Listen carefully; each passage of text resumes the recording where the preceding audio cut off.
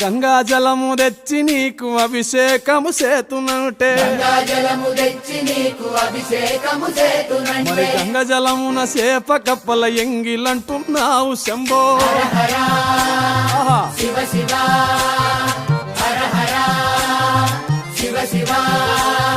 సాంబ శివ నీదు మహిమ ఎన్నటికీ తెలియదాయే